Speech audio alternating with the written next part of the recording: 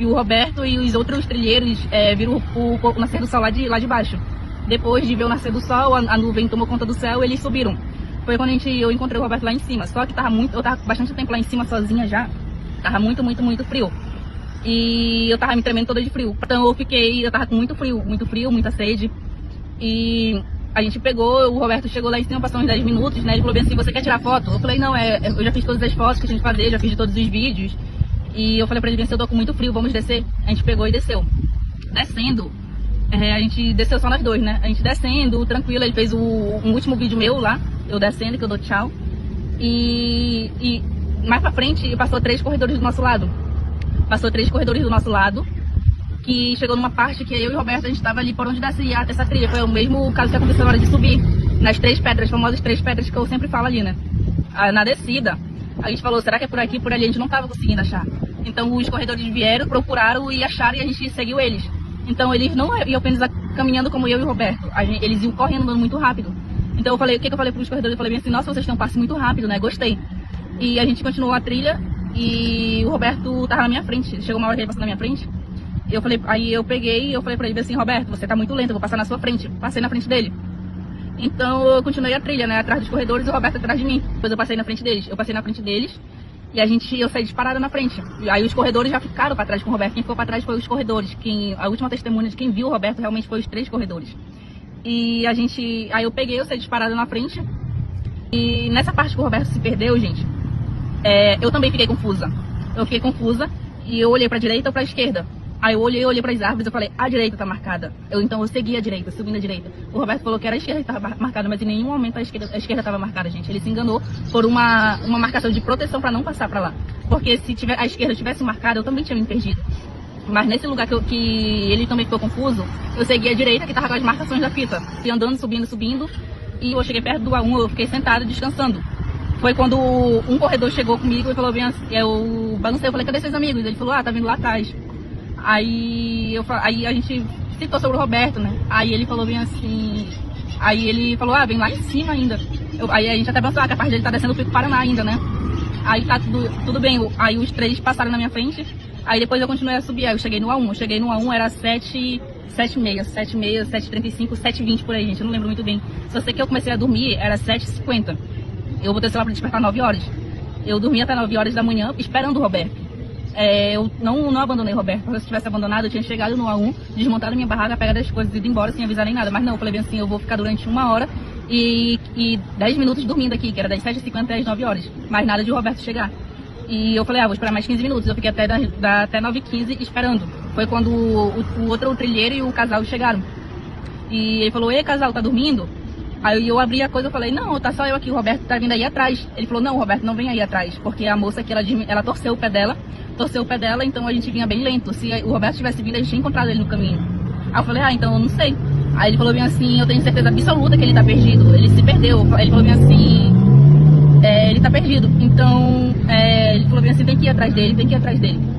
Só que a gente tava sem água, sem nada, eu tava sem alimento, o único alimento que tinha era o chocotone e ameixa na bolsa do Roberto. Então eu tava com sede, eu falei pra ele bem assim, eu não quero ir lá não quero ir porque não tinha mais água nem nada. E eles mesmos, os 3 trilheiros estavam sem água já. Eles tinham água, mas era bem pouco, eles tinham uma garrafa de Coca-Cola que tinha acho que 2 dedos de água só. E eles deram uns biscoitinhos, uma alimentação pra gente lá, né, deram chocolate com outro rapaz. E nisso, gente, a gente foi atrás dele umas 9h30, a gente já começou a entrar em contato com os bombeiros e tudo. E a gente voltou de novo do último lugar que a gente viu o Roberto. O que esse rapaz falou? Ele se perdeu aqui. O rapaz falou, eu tenho certeza absoluta que ele se perdeu aqui. E era lá no Vale do Cacatu, que ele entrou pra esquerda, né? E eu deixei meu bobojaca amarrado nos galhos das árvores, deixei uma luva. Eu falei, eu vou tirar minha luva, que ele sabe que essa luva é minha. E eu deixei ali, porque bobojaca, qualquer um poderia ter um bobojaca ali. Então eu deixei lá, se ele tentar voltar por aqui, ele vai ver que a gente passou por aqui, a gente tá atrás dele. Mas nada do Roberto. A gente gritou, chamando pelo Roberto. E chegou um momento, eu falei pra ele, eu tô com muita sede. Aí eu falei pra ele descer, eu não aguento mais, eu vou descer. Então eu peguei e retornei de novo. Ele ficou até chateado, né, que ele me expôs na internet.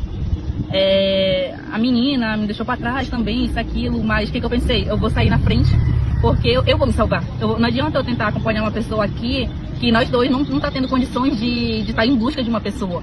Eu falei, e foi isso que eu fiz, gente. Eu cheguei no A1, Eu fiz a gravação pra vocês tudo. A primeira vez que eu vi o helicóptero ali foi mais 1h30 da tarde, né? Eu peguei, desmontei a barraca e tudo. Muita gente questiona por que ela tava com o celular do Roberto, por que ela tava com o documento do Roberto, a chave. Porque a gente deixou tudo no A1 e subiu sem nada. Eu subi sem nada e ele subiu só com a mochila, com o chocotone e a meixa.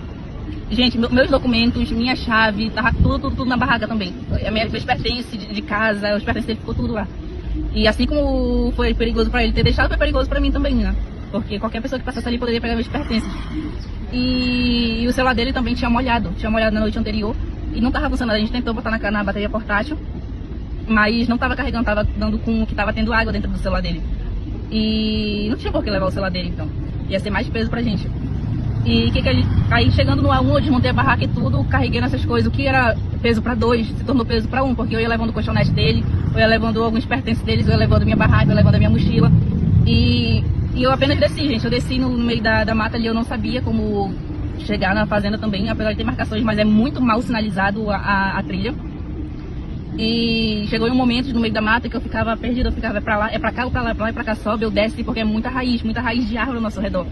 Mas mesmo assim eu consegui me salvar sozinha, só com a ajuda de Deus, só Deus e eu. No meio da trilha eu encontrei águas, bicas de águas, cachoeiras, e consegui saciar minha sede. Então eu cheguei a fazer um vídeo, porque eu tinha apenas 525 seguidores, então meus 525 seguidores sabe que eu sempre postava falando, gente, eu tô aqui, é isso, aquilo, aconteceu isso. E eu contei, eu não tinha dimensão de que ia acontecer tudo isso, gente. Eu não tinha noção do que estava acontecendo lá embaixo, porque eu até cheguei, nossa, tem bombeiros, tem reportagem aqui.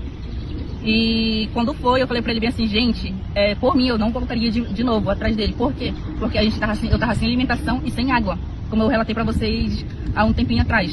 Então, tava sendo até mais perigoso pra mim de eu ter um desmaio por desidratação, por fome, tontura, lá em cima. E foi nesse intuito que eu falei, por mim eu não voltaria. Porque o que passou na minha mente? Eu vou chegar no A1, se ele tá perdido, ele tá perdido, o que eu vou fazer? Eu vou chegar na base, eu vou contar pros fazendeiros e relatar o que aconteceu. Relatar o que aconteceu, eles vão entrar em contato e eu vou passar todas as informações pros bombeiros. E eles vão em busca. E foi isso que eu quis dizer. Então a gente chegou, eu cheguei na fazenda embaixo de chuva, umas 5 e pouco da tarde. Contei pros bombeiros o que aconteceu ali, né? Já tinha 2 bombeiros me esperando lá, eu contei pra eles o que aconteceu e tudo. Eu contei exatamente o que eu contei pra vocês. Gente, eles falaram bem assim, teve alguma briga entre vocês lá? Eu falei, não teve nenhuma briga séria entre a gente. A única discussão que teve entre a gente foi sobre isso, de que ele chamou muito palavrão e eu cortei amizade com ele. Eu falei isso na frente da tia dele e do tio dele, né? E foi isso que aconteceu, gente. Mas não teve nenhuma briga séria, de a gente se estranhar, de a gente se xingar, nem nada. Eu passei todos os procedimentos para os bombeiros, para a família do que aconteceu. Eu descansei na fazenda, né? Eu fiquei todo o tempo ali desde o dia 1º. Eu fiquei ali. Dia 2 eu queria subir, começou a chegar reportagem, tipo, eu não tinha noção do que estava acontecendo, gente, como eu falei na reportagem, né?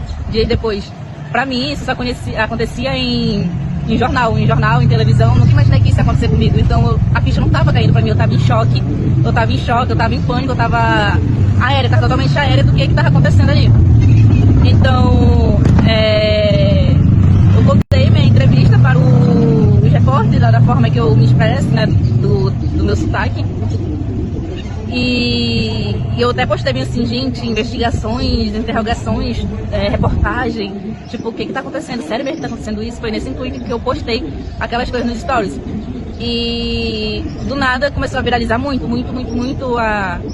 a minha rede social. Como? Eu não sei. Como começou a viralizar, eu não sei, gente. Porque eu só tinha